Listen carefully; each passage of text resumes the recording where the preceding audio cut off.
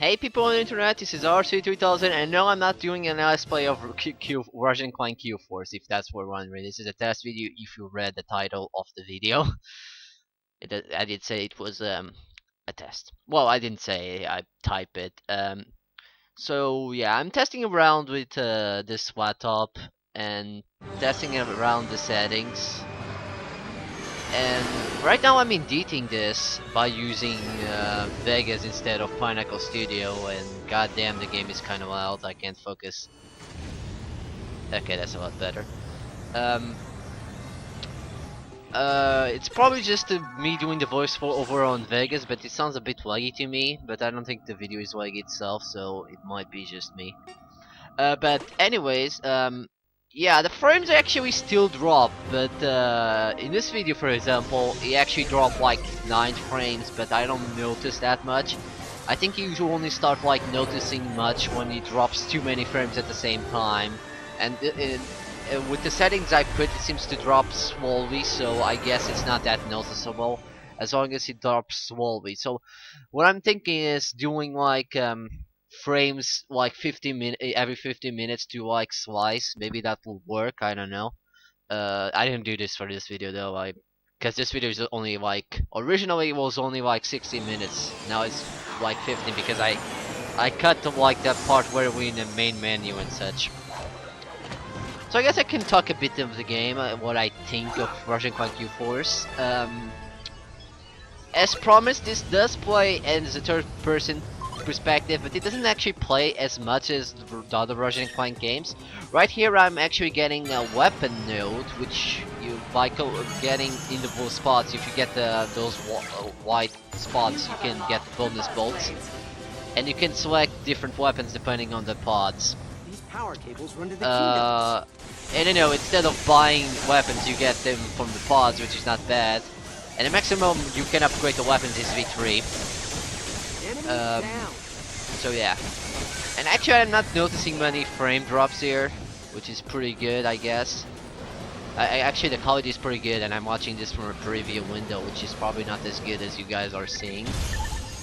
Or maybe it's worse, I don't know, it depends on the quality, how I compress this, but you know.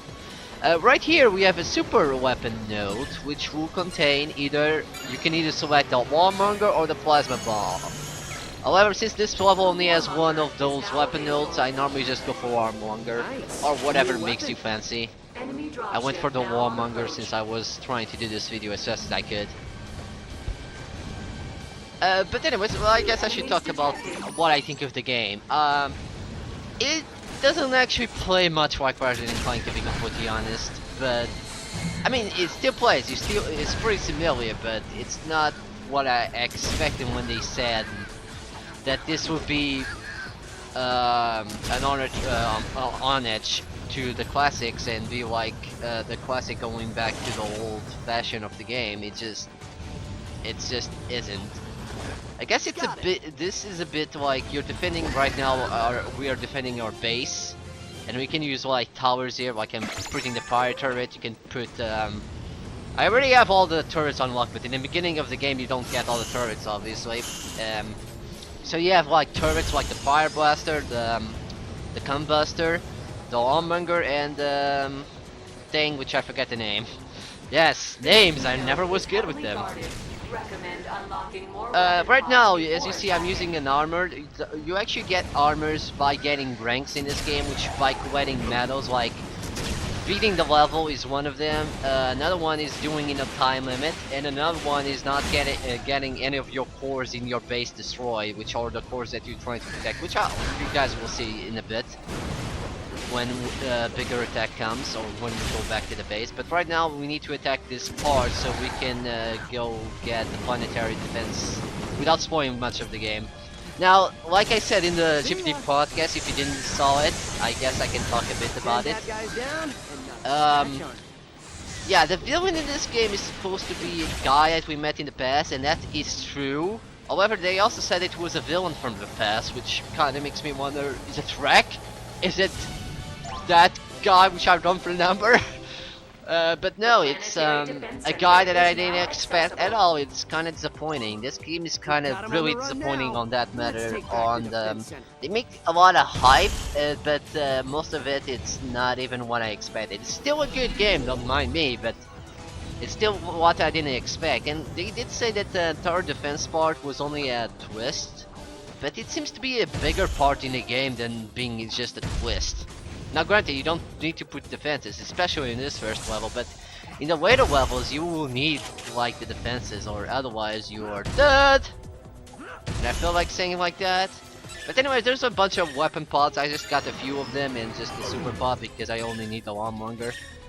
Right now I'm actually getting the double banger, which was actually a weapon from Ratchet Clank All for One, which actually that was a weapon exclusive for Ratchet, but in this game you can play as Quark and Clank and they can use it as well, so it's not special anymore.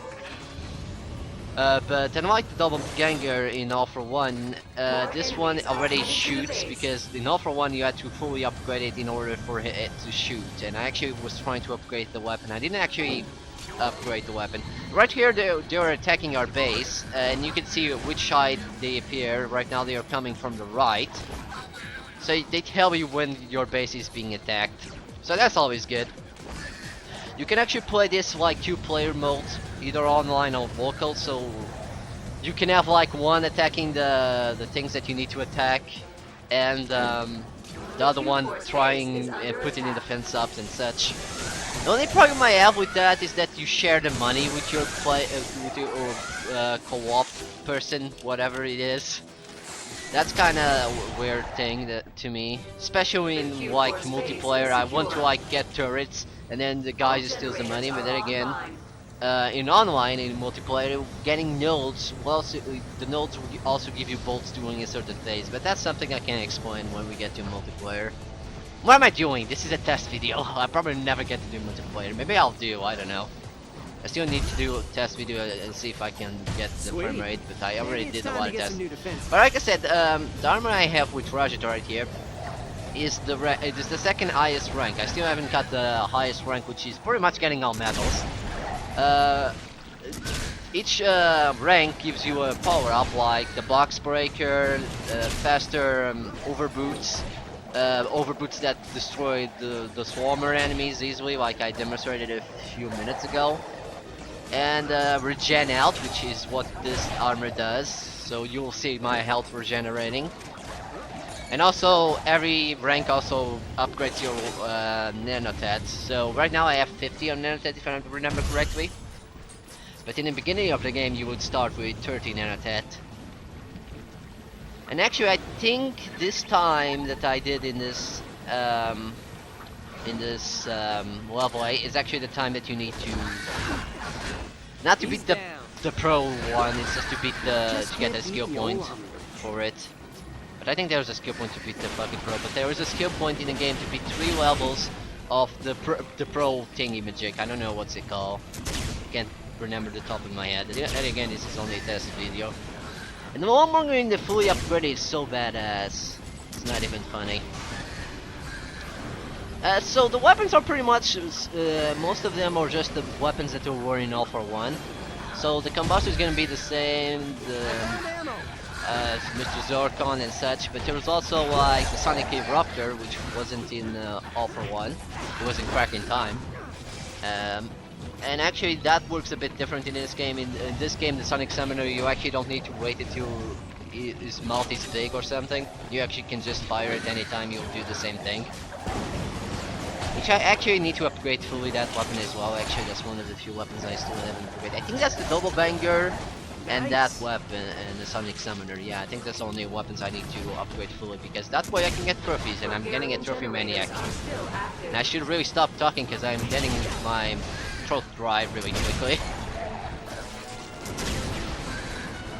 Yeah, but when you're attacking this, or actually getting your, this is planetary defense force or whatever it's called, and in this phases, after you destroy like the nodes, get the nodes, normally it's 2 nodes, in this level it's only 1 node, you will be able to go here and take this planetary defense back.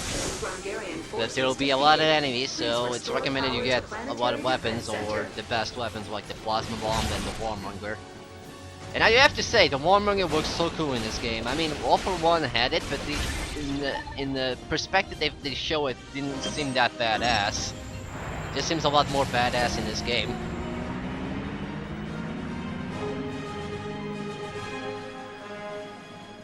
Power has been restored to the Planetary Defense Center. That's good to know. Return to base to initiate reboot sequence.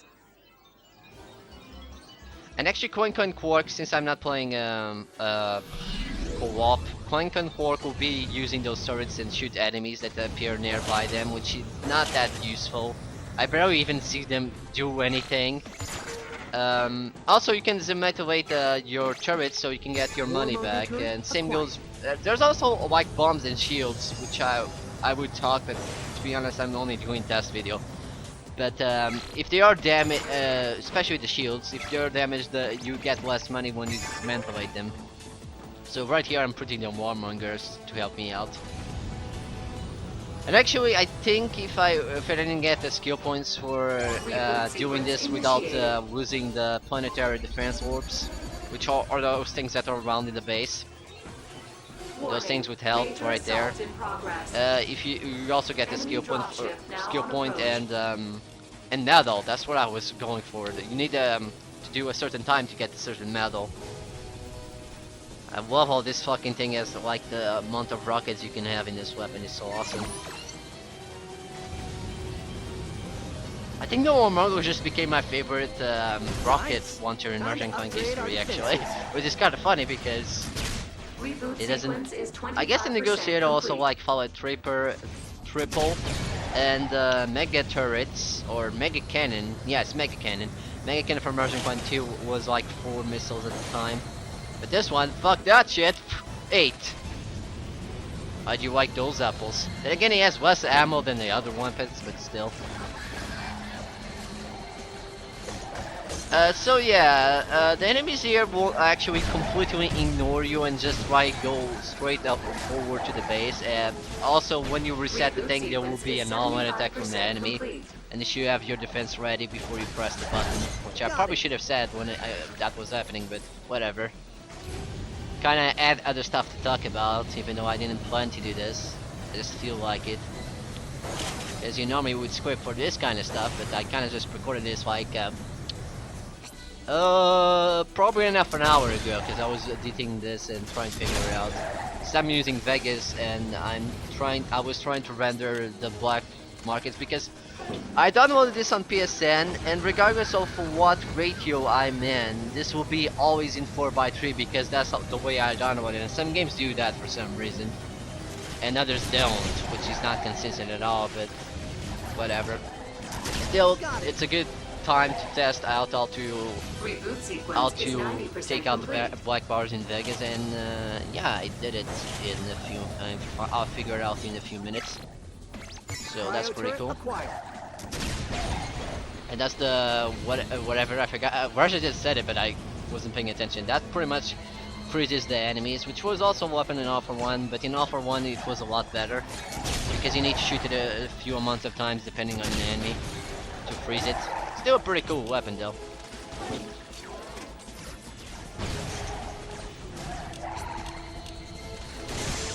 The Q-Force base is under attack. So yeah, when you get into the area where you have the like turrets and such, they will warn you when the enemy is close. Of course, you can always pay attention to that cursor on the right. The map also helps a bit, which is kind of the thing. I mean, I'm playing this. Technically, this goes to 4:3 when I'm playing on my TV because my TV is a standard TV, so it's 4:3. But the map doesn't fully appear. It doesn't like show me the cores on the right. It doesn't actually fully appear, which kind of pisses me off. But anyways, actually I already done it. Woo! Reboot sequence complete. The Planetary Defense Center is now fully operational. So let me see, what time did I do? If I can check it, that is, because I think I skipped that part. So yeah, we've saved the first planetary defense. Now just a bunch of more to go. The Okay, planet there's is only now other. secure. Without spoiling the game, it's not that long of a game for you to worry about. Let's see, what time did I do? And now maybe we just go to. Oh, also I have unlocked the defense limiter, which is for the multiplayer when you're creating a game. Favorite weapon, Armonger, you... Oh, I didn't see it. I don't think that was the right time. But anyways, this is all for this video. See you next time. Bye bye.